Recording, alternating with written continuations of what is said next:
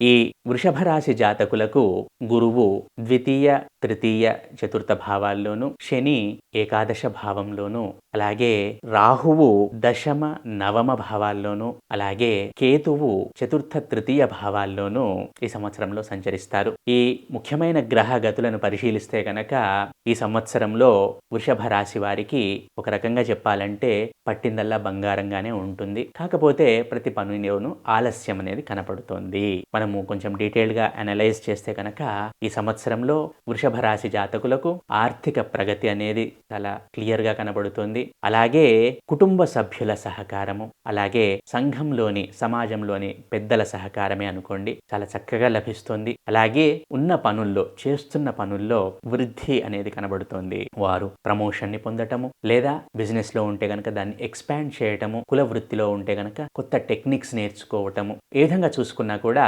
చేస్తున్న పనుల్లో ప్రగతి అనేది చాలా క్షుణ్ణంగా కనబడుతుంది. ఆర్థిక వృద్ధి అనేది కనబడుతుంది. కుటుంబంలో అన్యోన్యత, ఆనందము కనబడుతున్నాయి ప్రథమార్థంలో. అలాగే పట్టిందల్లా బంగారంగా ఉంటుంది. అయితే సంవత్సరం మధ్యమంలో కొంచెం ఆర్థికంగా ఖర్చులు అనేవి పెరుగుతాయి. అవి సేవింగ్స్ అండ్ ఇన్వెస్ట్మెంట్స్ వల్లనే కావచ్చు, లేదా ఏదైనా ప్రాపర్టీస్ని అక్వైర్ చేసుకోవడం వల్లనే కావచ్చు, ఏదైనా కావచ్చు రీజన్. ఖర్చులు మాత్రం పెరుగుతాయి సంవత్సరం గడుస్తున్న కొద్ది.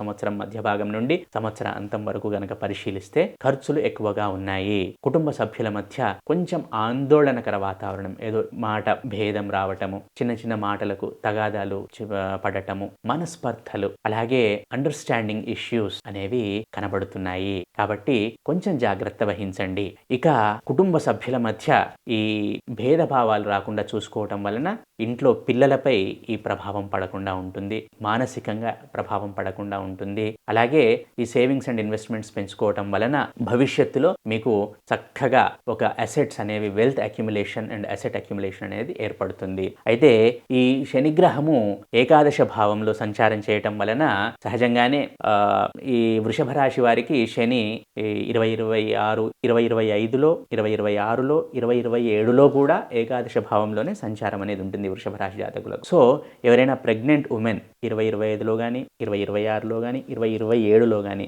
ఈ ప్రెగ్నెన్సీని పొందితే గనక ఆడ శిశువు జన్మించడానికి అవకాశాలు ఎక్కువగా కనబడుతున్నాయి. అలాగే ఆరోగ్యం పట్ల జాగ్రత్త చాలా అవసరం. వీళ్ళకి సంవత్సరం గడుస్తున్న కొద్దీ ఈ మెంటల్ స్టెబిలిటీ అనేది తగ్గుతుంది. వృషభ రాశి జాతకులకు ఓపిక అనేది తగ్గుతుంది. అలాగే మానసిక స్థిరత్వం అనేది తగ్గుతుంది. దీనిపైన కొంచెం ఫోకస్డ్గా ఉండండి. మెడిటేషన్, ధ్యానం చేస్తూ ఉండండి. అన్ని విషయాల్లోనూ చక్కగా కనబడుతుంది. కాకపోతే ఈ మెంటల్ స్టెబిలిటీ అనేది కొంచెం తగ్గుతుంది వృషభ రాశి జాతకులకు ఈ సంవత్సరంలో. దీన్ని కనుక దృష్టిలో పెట్టుకొని ప్రతి నిత్యము ధ్యానం చేయటం వలన, అలాగే దుర్గామాతని ప్రార్థించటం వలన చక్కటి ఫలితాలను పొందవచ్చు. ముఖ్యంగా ఈ వృషభ రాశి జాతకులు తమ ఈగోను పక్కన పెట్టాలి.